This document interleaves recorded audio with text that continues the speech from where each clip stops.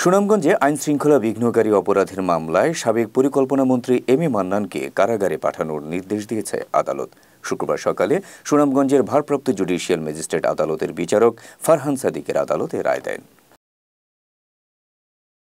শুক্রবার সকালে সাবেক পরিকল্পনামন্ত্রী এম এ মান্নানকে আদালতে হাজির করা হলে বাদীপক্ষের শুনানি শেষে তার জামিন নামঞ্জুর করে তাকে কারাগারে পাঠানোর নির্দেশ দেয় আদালত।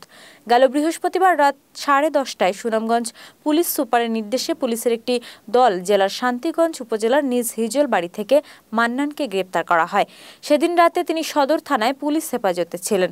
সুনামগঞ্জ 3 আসন থেকে কয়েকবার এমপি নির্বাচিত হন তিনি এবং বিগত আওয়ামী লীগ সরকারের আমলে 2বার মন্ত্রী ও প্রতিমন্ত্রীর দায়িত্ব পালন করেছিলেন এম এ মান্নান।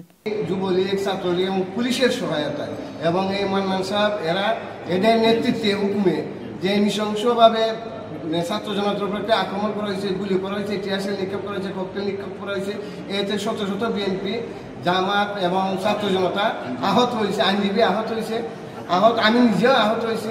আহত হওয়ার পরে আমরা একটা মামলা করছি, যে মামলার দ্রুত বিচার ট্রাইব্যুনালে 99 জন আসামি দিয়ে রেকর্ড হয়েছে এবং পেনাল কোর্টে তারা এখানে মধ্যে ইনক্লুড আছে।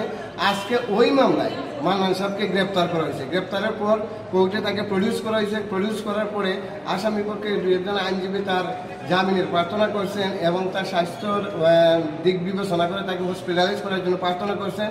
বিজ্ঞ আদালত এটা দ্রুত বিচার মামলা, যেহেতু দ্রুত বিচার মামলা দ্রুত বিচার কোর্টে এটার সমাধান